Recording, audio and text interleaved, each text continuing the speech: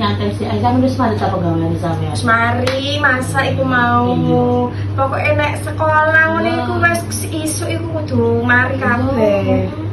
Sal anak kulo. Liv. Iya oh iya. Amper. Iya, apa iki? Ndamel buruan lho, Liv. Walah, katanya Ndi? Lah iya. Lah iya, iki mang lho. Sekolah meterno telat. Pegel aku. Digugah nang wangel iki masalah. Iya, soalnya ngaitip. Iya, Liburan ya, liburan kayak ngono suwe ini. Aku iku mau yo buka iku yo koyo ngono.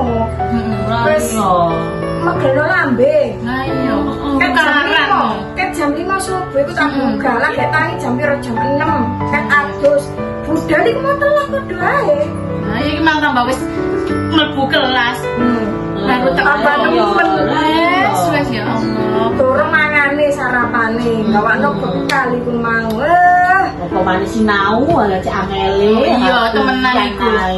Wis sadine koyo iku sinau kok wis lali. Nah iya. Elingi mek dulu. Padha kabeh ngono berarti. Iya iya lah. Wis rong minggu yo iki pre iku. Iya iya. Koyo kuwi kuwi dadi Wesan. Tuh dadi lali mek sekolah.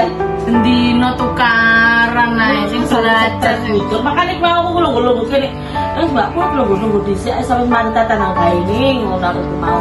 Pegel ngurusi anu ngelungguh kene takut-takut ini. Takon Rene soalnya iki lho oleh sisa-sisa lencer yo wingi sekolah. Iya, wis timbangan gak kepangan iki lho. Lah iya wis ya wis cepet bae iki anak-anak wis ngono iku. Piye nak dhewe yo ngono. Iya. Wis gak nyalano anak-anak aja. Aja nih seneng liburan wis kaitan sekolah wis. Pemane sik kaitan mendingan wis ya wis mari kan ya wis kali. Iya. Wis tak popo.